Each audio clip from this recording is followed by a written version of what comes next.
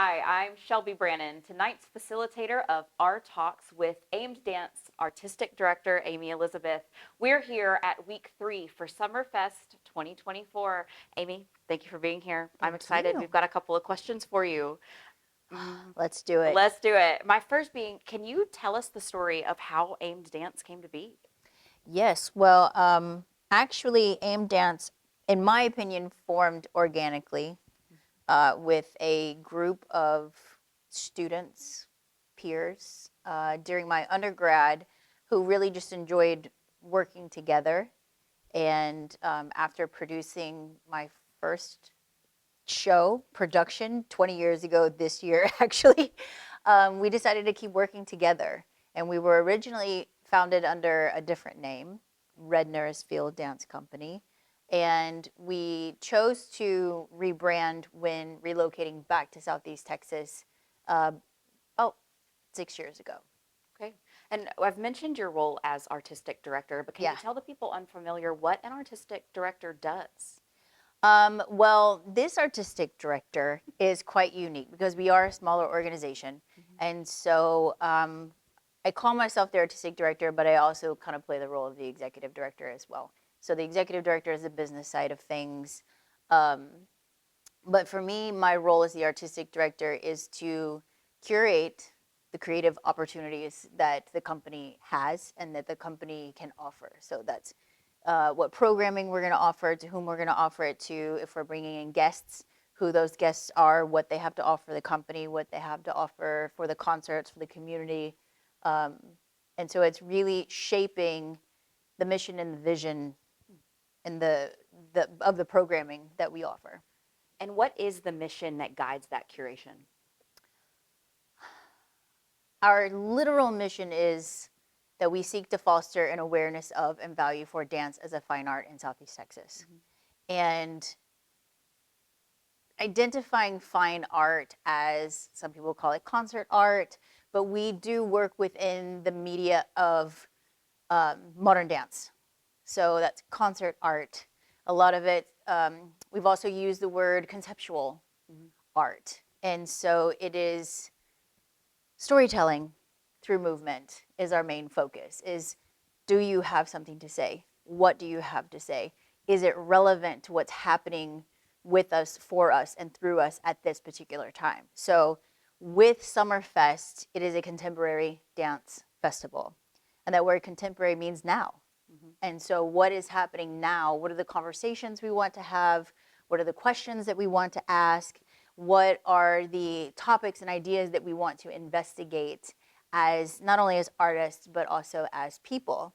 And working with young artists like this, I think it's really empowering for them to be able to see the risk taking Mm-hmm. that these guests and emerging choreographers are bringing to them, and then also the work that's being curated and brought in from across the region. What do you think that our community, in particular, Southeast Texas, it's a Mm-hmm. resilient community, Yes. what can they take away from modern and contemporary dance?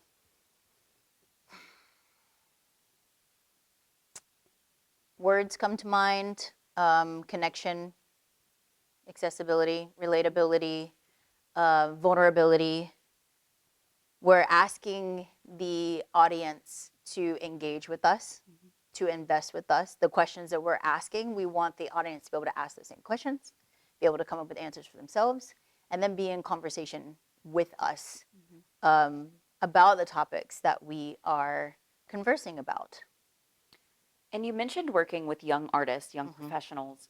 What do you enjoy about working with them? What do you take away when you work with them? Aside from the memes. Yeah, sorry for the memes. Yes, well, first of all, they are quite entertaining, and they work daily to keep me young and hip.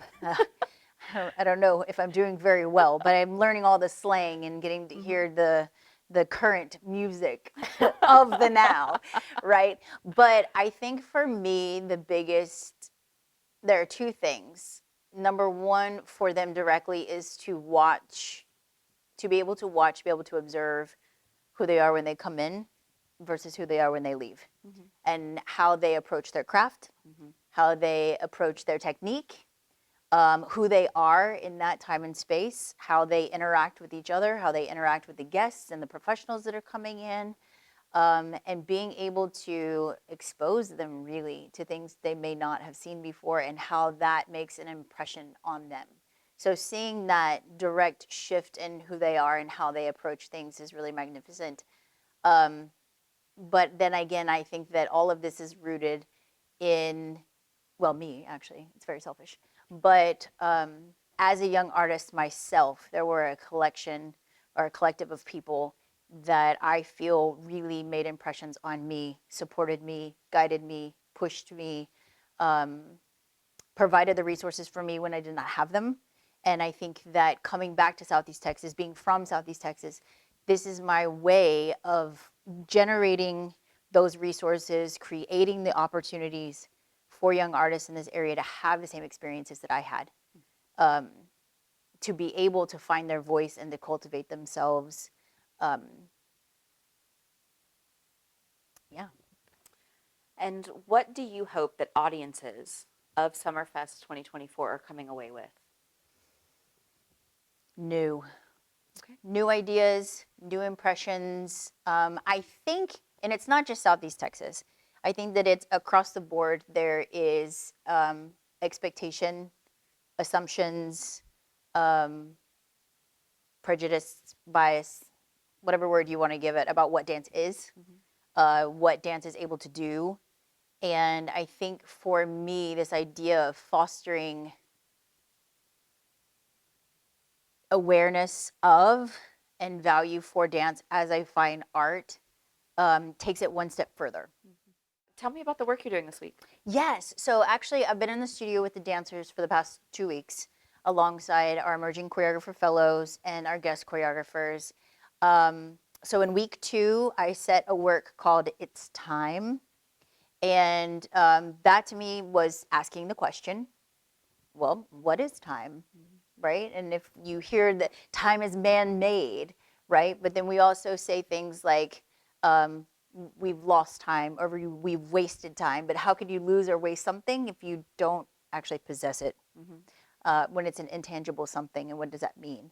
So these are the investigative questions that I enter the studio with.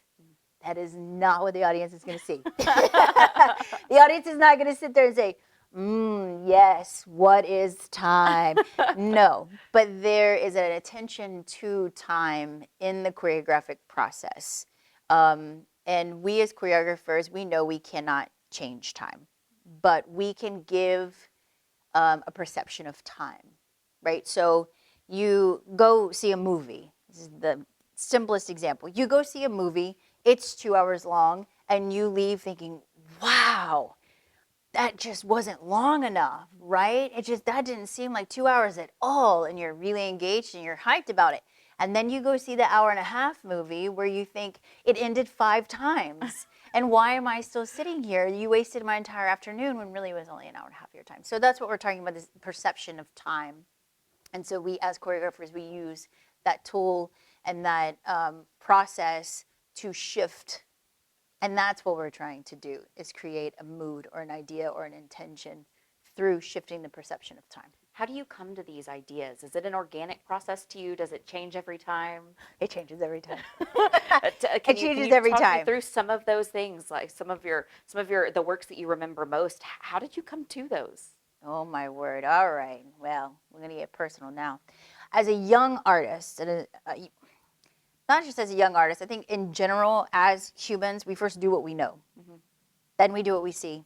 And then we start to find new pathways, right? This is what I teach in my improvisation class and my composition classes, but it is also something that I live by. And so as an emerging choreographer, some of my earlier works were all my experiences, right? I have a work like My Mother. I bet you could guess what that's about. Yeah. Sister Quartet. I'm the third of 4 girls. That was the first 18 years of my life, is how to exist in the sorority house that I actually did not rush for. Yeah. They're grand old. I found photos of my grandparents when they were 18, 17 years old and fresh in love.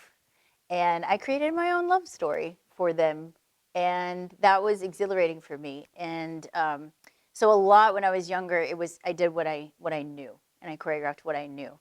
Um, and I think now, after I've processed through all of that, and also too, as I grew up, found a different way to process life in general. And so now it's more about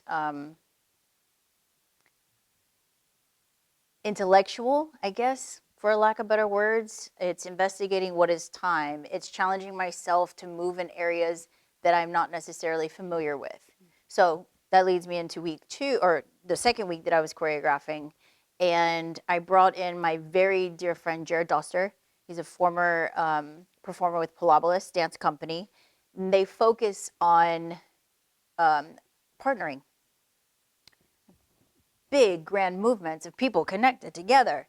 And that's something that I've been struggling with my own choreography, right? So partnering oftentimes is used to show that human connection, whatever that is, to show support. And I recently choreographed a dance, and it was adjudicated. And the feedback that I got was that the partnering that I attempted to put in felt disconnected from the rest of the work. I was like, well, of course it is, because I'm not as comfortable with it. I knew I had an idea of what I wanted to do, but I didn't know how to translate that to my dancers. And so I called up my friend Jared, and I said, I need you to teach me how to do this. In my opinion, he is hands down the best at teaching people what it is to actually partner. Like, breaks it down to the basics for you. It's not like, let's do this big lift. It's the how and the why, the safety aspects of it as well. And you're not going to see big grandiose lifts, because we really were working genuinely on connection and touch and what that means in movement. But I brought him in to investigate this challenge with me, and it was a challenge. It was a huge challenge for me, because I personally I don't perform anymore, so there's that, or I haven't in probably a decade. And so I am not actually touching, engaging in that way anymore. So there's a disconnect. And Jared pushed me to do that. Put me in the middle of a trust circle and told me to close my eyes. Are you kidding me? Absolutely not. I did it. And it was painful. And I wanted to cry. And so now, like I say, like transitioning from what it was that I knew to how do I want to be better at what I want to do? How do I want to get better? I've been doing this, like I said, for 20 years. And I don't ever want to get stagnant. As a human, I want to keep growing. As an artist, I want to keep growing. And so giving myself that challenge and putting myself in these situations that just unnerve me, and having the vulnerability to do that in front of these young artists, I think that's important too. Like, show them that you don't know everything. Show them that everything is a process and it's a challenge, and we have to work to figure it out. And so from that process, we created a work about connection, about touch. There's something so powerful about the ability to lead by example, which is something I witness you do. And I know personally that you spend a lot of time seeking new information on your craft, and spending time reading and on mind, body, and soul. And I love that you do that also through collaboration. And I know that Summerfest is a collaborative process. Yes. So can you, for the people who are unfamiliar, talk a little more about how Summerfest is collaborative, who all it brings in, the emerging choreographers? Just talk a little bit about how that comes to be. Yeah, so we do. We have Emerging Choreographer Fellowship, and we invite at least 2 artists, age 18 to 35, who have presented less than 10 works professionally, because we often get the question of how do you define an emerging artist. Emerging artists, those are the parameters that we put on it, and then they need to have a need for resources. And they've come in from California, from New York, from various backgrounds, international artists, some with a more contemporary ballet approach, some with a more modern approach. And each one of them are trying to figure out what their practice and process is in that moment. And utilizing, most of them, because they're trying to figure it out, they're utilizing the dancers in the room as well. And they're having conversations with them. This year, our emerging choreographers, one took our dancers through an EMDR. It's like a therapy technique, and they talked about bilateral tapping, but she took them through this process that she goes through to generate a sensory experience for them. And then she videoed that and set her choreography based off of that. So their voices are in the work. I mean, it's her choreography, but she was able to pull from them and their experience doing that. The second was all about sensation dance. So they were drinking fizzy drinks and dancing with lollipops and a lot of textural things like props and sounds and different musics and taking them through all these tasks, having them experience this and then having them write about it, having them dance about it, and then taking their experience, their literal experience, and putting it into the work itself. And so that's very collaborative. And it is quite demanding of a young dancer because you don't know who's going to walk through the front door. You don't know what they're going to ask you to do. It's like, I'm sorry, you want to drink a Coke? I thought I was coming to dance rehearsal, but you want me to drink a Coke. Okay, I signed up for this. I'm going to do it, whatever it is. And then a lot of the professional choreographers that we bring in, they too want to engage with the dancers somehow. And I think that's what's most important for us here at Summerfest is that our company is not a collection of bodies in space. They are technical, that's fantastic, but we really try to strive and push for movement quality, performance quality. What are we trying to say to the audience, convey to the audience? And really, I mean, our tagline is moving with purpose. The idea is that if you come see an AIM dance show, you will be moved. If it's funny, laugh. If it's sad, cry. If it makes you angry, you can yell at me in the lobby after the show. I'll let you. But experience whatever it is that's coming through. That's the same thing we ask of our dancers. No matter what process you're put into, experience it. If it's not causing you physical or mental harm, go for it. Drink the soda. I love your view on dance. How did you get here? How did you get to this point with dance? How many years did it take you to get to where to how you feel about move with purpose? I think part of it is kind of just who I am. I'm a curious person, and I'm constantly asking questions, asking myself questions. It can get a little exhausting up here sometimes. But I think for me, it was my personal experience as a dancer, as a mover, is that as an individual, as a human, I have more to offer. Also, too, I'm not very technical. I mean, seriously, I don't really think that I was a very good dancer. And so I relied heavily on my performance abilities, capacities, because I was born pigeon-toed. And if you know anything about dance, they want to point in and out. So I literally walked in the room opposite of what they wanted. And I think part of that opposition allowed me to kind of define for myself what I value in a dancer, mover, performer. There is a technique to it. That's fantastic. We work on it all the time. But for me, it's who are you in this body and who are you in this time and this space, because that is enough to be able to offer something. So I think a lot of it has to do with me and, well, my inadequacies. And then what you offer other people, telling them there is space for you. Yes, there is space for you.